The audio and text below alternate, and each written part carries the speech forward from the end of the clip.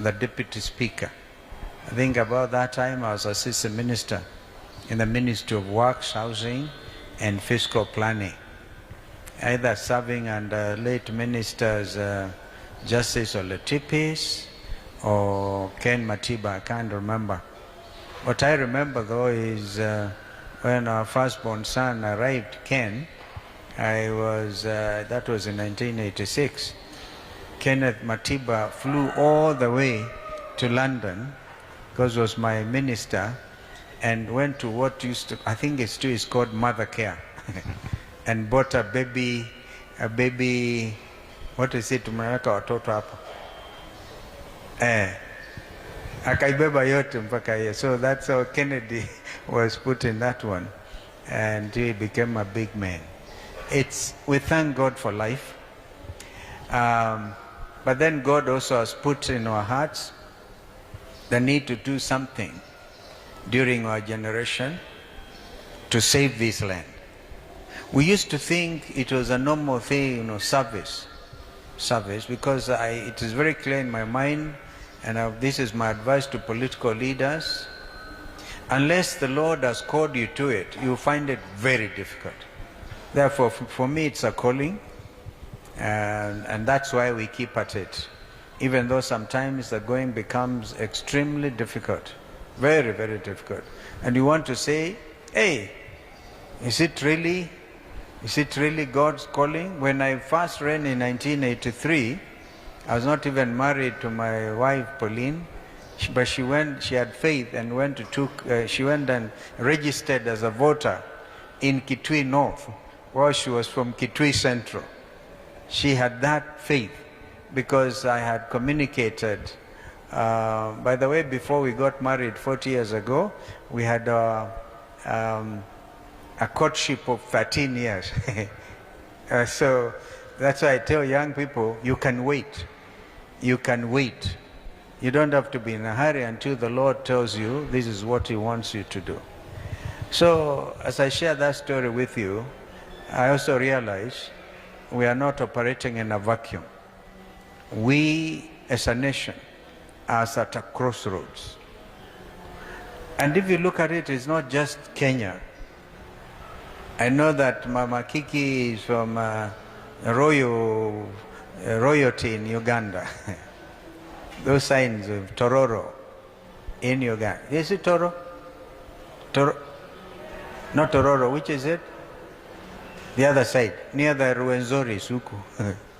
As I speak to you, about 3-4 days ago, the town of Uvira, which is a border town between Burundi and Rwanda, fell to what is now called M23.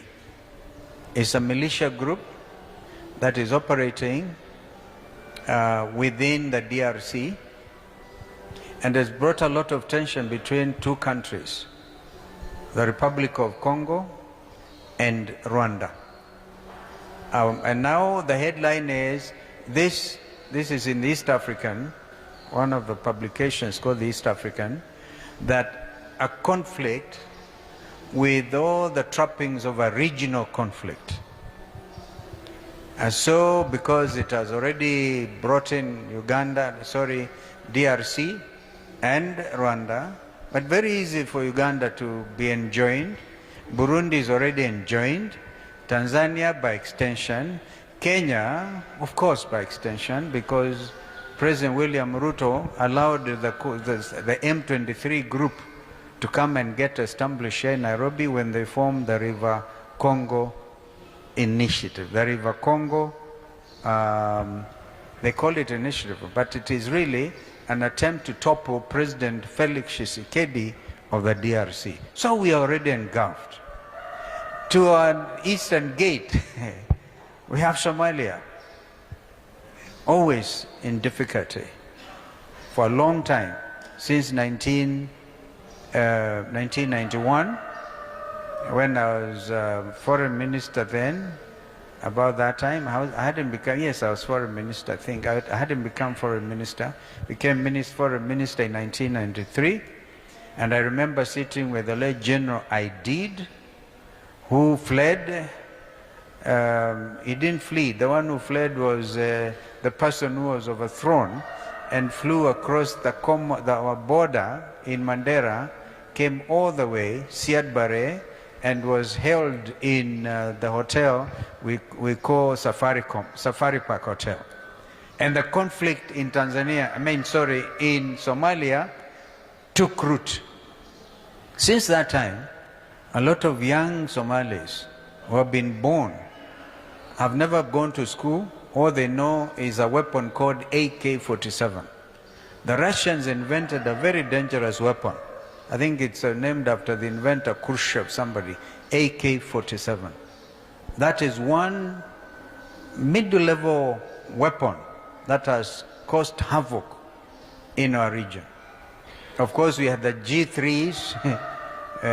Some of them at some stage went across to Somalia, and they were used against Kenyans because we were supporting that time General Morgan, thinking General Morgan will bring peace in Somalia. It did not happen. Of course, we have Ethiopia. A lot of Ethiopians too try to come in through. You may have heard of the Oromo Liberation Front. A lot of trouble in Ethiopia.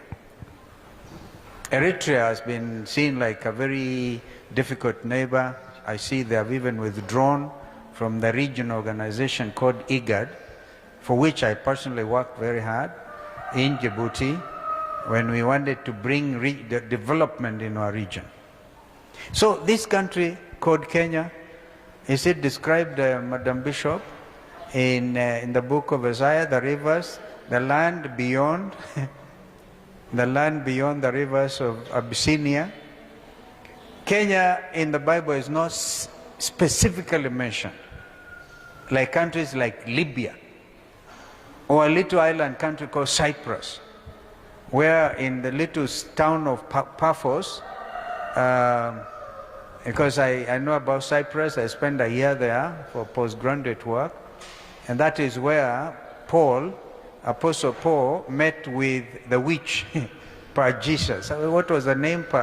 You know that story, and was blinded. You see specific mention of Cyprus. Tunisia, where the Arab Spring began several years ago.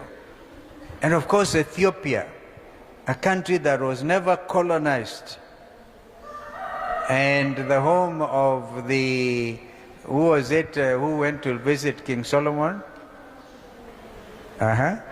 Do we know? Do you remember? Who was it? Queen of Sheba.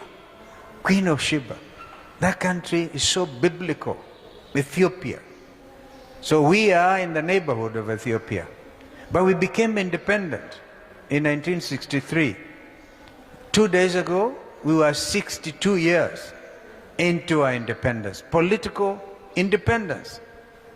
What did we do with our political independence?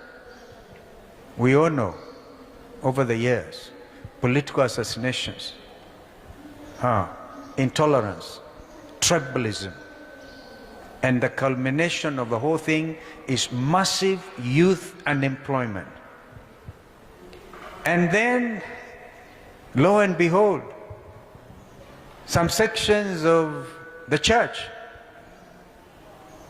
took it upon themselves to pray in, and I'm so happy about what Bishop has pointed to us about Hosea. Kumbe, we can choose our own leaders, not God. Hey, that's exactly what seems to have happened in Kenya. And then the wording there is ruin, ruin, ruin until the rightful leadership comes into place. I feel very encouraged. But as we speak, the church that prayed the present administration to office is now crying. It's now crying. I used to think of the remnant of the church, Bishop, and remember the long-time prophecy that Kenya will be the springboard for the outreach of gospel to the African continent. And we have delayed so much that I think our brothers in Nigeria took over. There's so much revival in in Nigeria, that what should have been happening in this country is happening elsewhere. But God's timing is always the best. But now, those who say, sio kwa uchawi, that was the same. Sio kwa uchawi ni kwa maombi. Kumbukeni, we buried Raila Odinga the other day. And they used to say, ni mganga, ni mchawi. That's why some of us went and gave a testimony. So this man's only commitment and sin was he's committed to liberating this country truly. But he ended up being called a mganga, a mchawi. And the people who did so actually went out to bury him.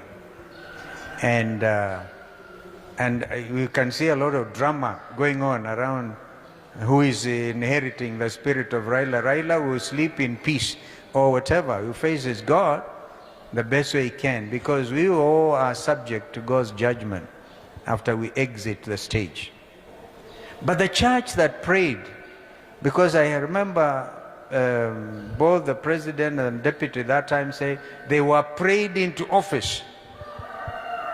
So the church that prayed them into office is today subject to state regulation. Church, are you there? Hello? Am I speaking to you? The office of the Prime Cabinet Secretary issued a notice to say from the 15th, I think 15, 16, 3 days, and they gave a tabulation of which counties to visit so that they can look at and do public participation. Thank God for President Kibaki, who slept, and some of us who were able, along with Raila Odinga, who gave the country Constitution 2010. Because under its terms, the principle of public participation is a constitutional principle. So if they want to mess up with the church, they must first of all pretend they are doing public participation. And they are using the excuse of Shakahola. Remember Shakahola? The people who are praying for the same people, praying them in, ended up doing Shakahola. Church, are we together? Now they are using the Shakahola excuse to regulate the entire church. I looked at the draft bill. They are a little shy about taxing, tithing. Yeah, but anything the church tries to do will be subject to taxation. The church that prayed this administration into office is now shaking under the weight of the administration's misrule. Well, I want to announce here that because I hear members of Wiper Patriotic Front, and allow me to say this in church, we will and we object to regulation of the church. The freedom of worship,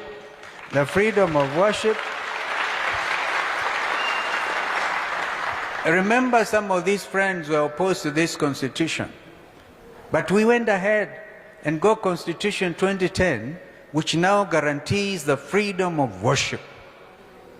So you cannot attempt to limit that freedom. And you know, there are all kinds of denominations in this country. There's one group where I used to be a member of parliament for Mwingi North, Kitui North, called the Kabonokia group. They never would take out their voter's card, and they will never therefore go to vote, but they will come and pray for us. God speaks to his people differently. Now you cannot force them to do that which in their conscience is not right, provided they are not a cult. This is not, I remember one time in the country of this Caribbean country, where there's somebody called Johnson, who got people to take, I think it's Guyana, wakagri wote, wakule sumu, wakufe, wakakufa. That was a cult. So anything, and I can tell you from my law office at Church House, a few of you may know, I actually registered Crisco, and I remember I had to ask the late Apostle Das and the people who came with him, because they were originally from Guyana. I said, could it be that you want to come start work here in Kenya and get Kenyans to commit suicide massive? Of course not. And the Crisco ministry has grown in leaps and bounds. Ni kweli ama si kweli?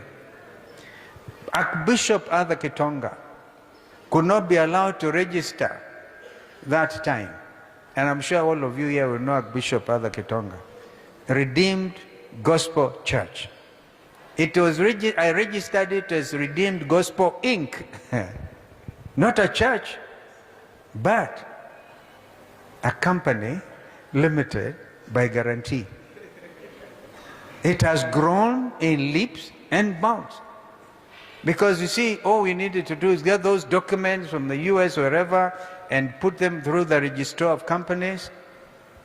That ministry has grown. I remember those two because I was involved in their registration. They did not commit Shakahola. So the Shakahola story is a failure of the internal security system of this country. It is not the church. Before people got to the stage where they are dying, starving to death and whatever, they are chiefs, they are DOs, they are DCIs, Department of Criminal Investigation. You cannot therefore bring the whole church and subject it to the misrule that is Shakahola. Church, am I talking to you? So how many of you would agree with us that to object, sisi tuendelee na kupinga hii maneno ya regulation of the church? Because the freedom of worship is absolute. So allow the churches themselves to self-regulate. That they can do. They're actually able to do that. There are men and women who are senior, and they can get together, the bishops, the archbishops. And so that was my message. So the evangelical church in Kenya prayed into office men and women who are now acting against the very mission and vision. Because the mission and vision is to save souls for Christ. While it tarries, our business is to spread the gospel. So how do you now hinder the spread of that gospel? So I therefore think, I see they have now withdrawn that notice. They have withdrawn it. Ati wanasema watakubali, watarudia hiyo maneno next year. Watarudia maneno ndio wafanye. By the way, even the Muslims are against this regulation. Everybody, because they can see this is not the way to run the country. So back to the story of the young people who are unemployed. First of all, I wanted to take this opportunity to register our strong objection to any attempt to regulate the church in this country. And for it to be very, very clear. And I said, if there are things that get overdone, it is a matter of security. The United States of America has blossomed over the years. I never heard of regulation of the church or anywhere else. So I think the attempt in Kutafuta Vile, they also tax. If they see a young bishop looking smart, they say he has to pay taxes. So then we should not give up. This season is pregnant with a lot of hope, and I like that heading there. Christ in you, the hope of glory. So we must keep hope. We must keep faith as well. And what does the Bible tell us about faith? It